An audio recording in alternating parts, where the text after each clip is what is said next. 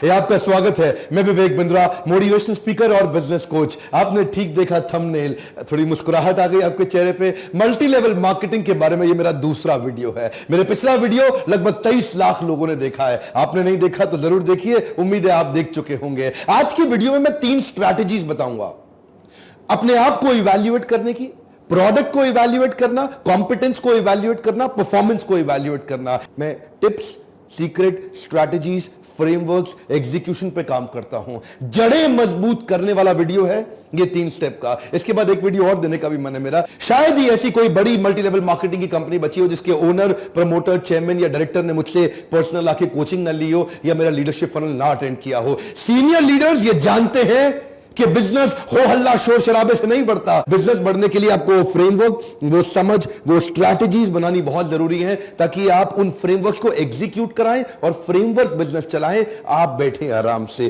Framework कैसे चलाते हैं ये 3 बातें सुनिएगा ध्यान से, जिसमें मैं आपको स्टेप बाय स्टेप बताना चाहता हूं। पहले लेंगे प्रोडक्ट इवैल्यूएशन। सुनने में थोड़ा सा टेक्निकल लगता है, अंग्रेजी जैसा लगता है, घबराइए मत, सरल भाषा में बताऊंगा। सबसे पहले जिस भी कंपनी में आप काम कर रहे हैं, कहीं नौटंकी कंपनी में तो काम नहीं कर रहे, आजकल आ गई है कहीं पैसा घुमाने वाली, मनी रोटेशन, जिसका प्रोडक्ट कोई बेस ही नहीं है, ये भाग जाएंगे।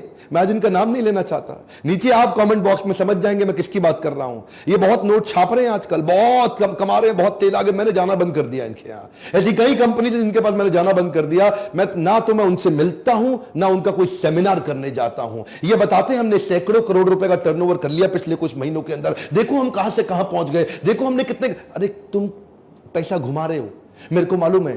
प्रोडक्ट जब तक दमदार नहीं है, वो प्रोडक्ट इवैल्यूएशन का पहला स्टेप अपने प्रोडक्ट की नीड और अर्जेंसी पहचानने की कोशिश करो मार्केट में। जो प्रोडक्ट आप बेच रहे हैं उसकी जरूरत कितनी है।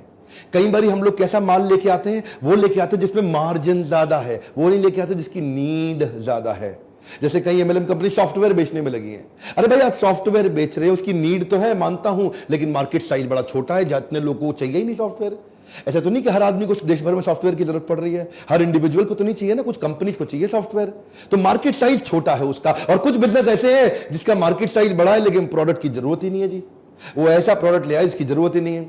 इसका सेकंड पॉइंट समझिए, identify the uniqueness of the envision product. ये बड़ा इंपॉर्टेंट है सेकंड पॉइंट। जो माल आप बेच रहे हैं वो कितना यूनिक है। आप ऐसा तो नहीं कि कुछ वही बेच रहे हो, सारे के सारे बेच रहे हो। आप वही तेल, साबुन, शैंपू बेच रहे हो, सबके सब बेच रहे हैं। आप वही टूथपेस्ट बेच रहे हो, सबके सब बेच रहे हैं। अगर वो टूथपेस्ट है भी कितनी यूनिक है, अगर वो तेल, साबुन, शैंपू है भी कितनी यूनिक है। ऐसा तो नहीं कि कोई भी कॉपी मार लेता, आकर के एमएलएम चालू कर देता है, लो जी मेरा भी टूथपेस्ट पकड़ो और बेचो जी। 150 रुपए का टूथपेस्ट 500 रुपए में बेचो। अगर आपका प्रोडक्ट यूनिक भी नहीं है और महंगा भी बहुत है, आपको बहुत पुश करना पड़ेगा सेल्स में। इसलिए सबसे पहले प्रोडक्ट इवैल्यूएशन बहुत जरूरी है, क्योंकि अगर प्रोडक्ट ही गलत हो गया, प्रोडक्ट ही ऐसा है जिसका रीपरचेज ही ना आए, तीसरा पॉइंट क्या है, रीपरचेज, उसका रिकरिंग रेवेन्यू ही ना आए, तो फायदा क्या हुआ जी। मान लो जैसे कई सूट लेंथ बेचते हैं, एक कंपनी थी सूट लेंथ बेचा करती थी, सूट लेंथ बेचते बेचते उड़ गई। अब सूट लेंथ आप बेच रहे हो, उसका रिकरिंग रेवेन्यू है ही नहीं।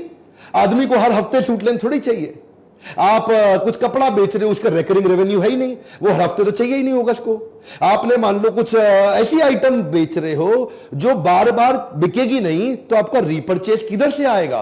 रीपरचेज तो बहुत जरूरी है एमएलएम के अंदर। देखो अगर कंपनी और प्रोडक्ट को ठीक इवैल्यूएट नहीं किया तो आपके लिए टाइम कंज्यूमिंग हो जाएगा, अल्टीमेटली आपको बहुत एक्सपेंसिव पड़ेगा, आपको ये नेगेटिव पड़ेगा, डिसरप्टिव पड़ेगा। इसीलिए शुरुआत से ही ठीक कंपनी, ठीक प्रोडक्ट में काम करिए।